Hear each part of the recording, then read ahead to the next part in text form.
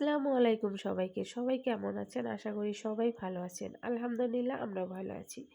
আজকে এখানে মাগুর মাছ ভুনা করব, তার জন্য মাছগুলো ভালো করে ধুয়ে পরিষ্কার করে নিয়েছি।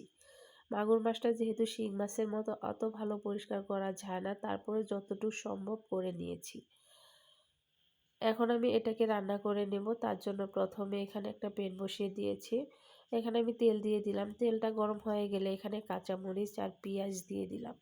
কাঁচামরিচ পেঁয়াজটা দিয়ে ভালো করে নাড়াচাড়া করে নিয়ে এখানে আদা রসুন বাটা দিয়ে দিব। আদা রসুন বাটা দিয়ে বেশ কিছুক্ষণ এখানে ভাজি ভাজি করে নিলাম। তারপরে এখন আমি পানি দিয়ে দিলাম। পানিটা দেওয়ার পরে একটু নাড়াচাড়া করে নিয়ে শুকনো মশলাগুলো দিয়ে দেব। এখানে হলুদের গুঁড়া, মরিচের গুঁড়া, জিরা আর ধনিয়ার গুঁড়া। জিরা আর ধনিয়াটা যেহেতু একসাথে ভাগি করা হয় তাই একেবারে দিয়ে দিলাম। মশলাটা কিন্তু কষান করা হয়ে গেছে। এখন আমি মাছগুলো দিয়ে দিচ্ছি। মাছটা আমি এমনিতে রান্না করব, কোনো সবজি অ্যাড করব না। তো মাছগুলো দিয়ে দেওয়ার পরে মশলার সাথে ভালোভাবে মিশিয়ে নিচ্ছি। আমার অনেক বেশি ঠান্ডা লাগছে, বয়সটা দিতে একটু কষ্ট হচ্ছে, তারপরেও দিচ্ছি।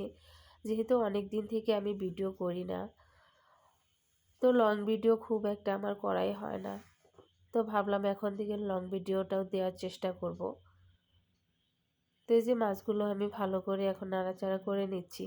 যেহেতু মাগুর মাছটা একটু নরম হয়ে থাকে, তাই আমি আস্তে আস্তে নাড়াচাড়া করে দিচ্ছি যাতে ভেঙে না যায়। তো মাছটা কষান করা হয়ে গেছে। এখন আমি পরিমাণ মতো পানি দিয়ে দিলাম। পানিটা দেওয়ার পর আমি এখন ঢাকনাটা ঢেকে বেশ কিছুক্ষণ মাছটাকে রান্না করে নেব।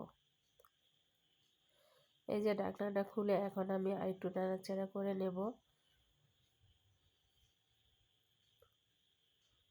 এখন আমি নাড়াচাড়া করে দিচ্ছি। রান্নাটা মোটামুটি আমার হয়ে গেছে। এখন আর খুব বেশি জাল দেব না। চুলার জালটা আমি অফ করে দিয়েছি।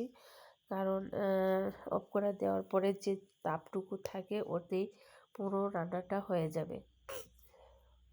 দেখা যায় তরকারি রান্না করার পর চুলার উপর রেখে দিলে ঝোলটা আরও বেশি টেনে নেয়।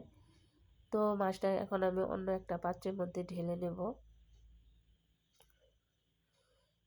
অনেক ভয়ে ভয়ে রান্নাটা করে নিয়েছি, কারণ যেহেতু ভেঙে না যায়। তো সবগুলো মাছই গোটাল গোটাল আছে, একটা মাছও ভেঙে যায় নাই। তো এই যে পাতিলে আমি ঢেলে নিলাম। এখন আমি এটা চুলার উপরে বেশ কিছুক্ষণ রেখে দেব। পাতিলে চতুর সাইডটা আমি ভালো করে পরিষ্কার করে নিয়েছি। তো ভিডিওটা যে পর্যন্ত, সবাই ভালো থাকবেন।